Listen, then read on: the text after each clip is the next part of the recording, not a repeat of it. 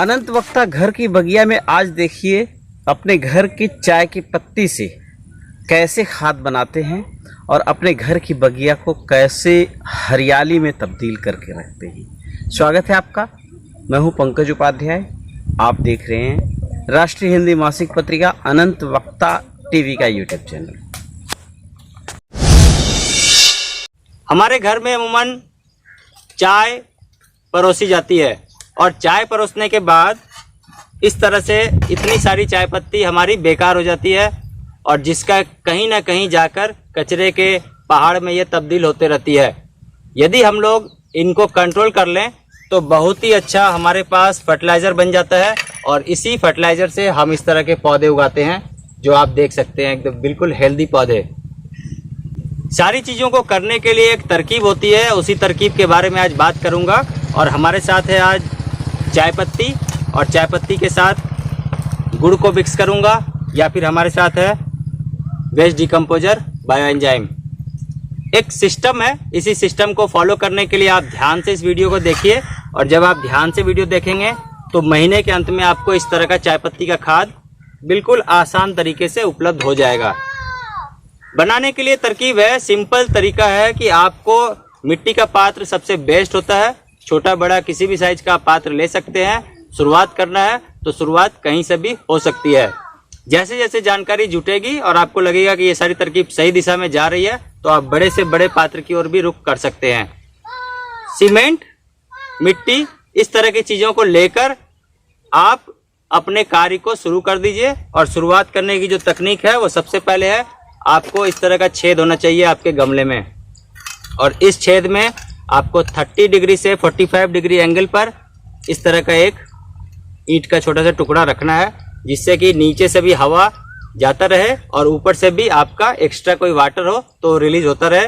यदि ज़्यादा water content कहीं पर आ जाएगा तो आप मान के चलिए कि वो आपका डिस्टर्ब होगा, ज़्यादा कीड़े बन जाएंगे और उन कीड़े से आपके इस पूरी सिस्टम को डिस्टर्बेंस होगी। तो आपको क्या करना है, सबसे नीचे लेयर में जब आपने इस तरह का ईंट डाल दिया है तो ईंट डालने के बाद आपको डालना है ये नारियल का बुरादा, कोकोपीट नारियल का बुरादा। इसको आपको एक लेयर नीचे में छिड़काव करना है और छिड़काव करने के बाद यहीं से आपकी चाय पत्ती के खाद बनने की जर्नी की शुरुआत हो जाएगी। इस तरह से भरना है, ज़्यादा से ज़्यादा 1 इंच, उससे ज़्यादा 2 इंच भी ले सकते हैं और ये पात्र के अकॉर्डिंग भी है। यदि छोटा पात्र है तो आप छोटा भी ले सकते हैं, कम भी ले सकते हैं। अब हमारे पास क्या सिस्टम काम करता है कि जहाँ कहीं भी आपका किचन हो तो उस किचन में आप ऐसा एक छोटा सा पात्र रख दीजिए, जिससे कि आपके कचरे का यहीं पर समाधान हो जाए और उसे एक जगह मिल जाए। एक व्यवस्थित सिस्टम इस तरह का जब आप पात्र में डाल देते हैं और छत में इस तरह का कंटेनर रखिए और इस कंटेनर में आपको लाकर जब ये पात्र भर जाए 2-4 दिन बाद आप इसको ऐसे डाल दीजिए। सिंपल फॉर्मेट, बहुत ही आसान। आपने चाय पत्ती को इस तरह से डाल दिया है और अब इसमें थोड़ा सा कोकोपीट का और छिड़काव आपको करना है। कोकोपीट का छिड़काव हम इसलिए करते हैं कि आपका ये मॉइस्चर कंटेंट है और इसके साथ ये कार्बन है, ये दोनों मिक्स हो जाएगा तो इसे खाद बनने में सहूलियत हो जाती है। आप इसको इस तरह से मिक्स कर दीजिए। ज़्यादा पानी, ज़्यादा मॉइस्चर यहाँ होगी तो आपकी कीड़े बन जाएंगे, कीड़े से आपको देखने में भी बुरा लगेगा। और कार्बन कंटेंट क्या करता है कि इसे जल्दी से दबाता है और जल्दी से इसको डिकम्पोज करने में सहायक होता है। अब एक प्रश्न आता है कि क्या इसी से ये बन जाएगा?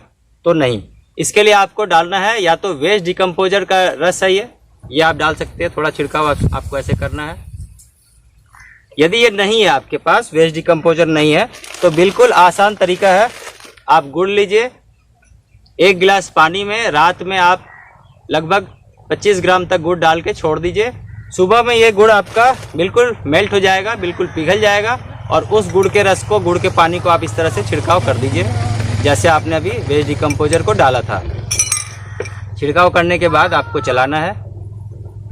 एक क्वेश्चन आ सकता है कि ये कितने दिनों में बन जाएगा। अमूमन क्या है कि जब ये आपका फिलअप हो गया, पूरा फुल आपका भर गया, भरने के बाद आपको क्या करना है कि आपको लगभग 60 दिन तक इसे छोड़ देना है। जैसे जैसे आप इसे भरेंगे, इसे भरने के बाद इसे आप 60 दिन तक छोड़ देंगे और छोड़ने के बाद ही ये एकदम से इस तरह का खाद में ये बदल जाएगा। जो यहाँ से शुरुआत हुई थी हमारी पहली शुरुआत हमारी यहाँ से थी, अब ये इस तरह का खाद में जब बदल जाएगा तो इसका रंगत इस तरह का आपको मिलेगा। छोटे से छोटे पात्र में भी आप अपने चाय पत्ती का खाद बनाने की शुरुआत कर सकते हैं।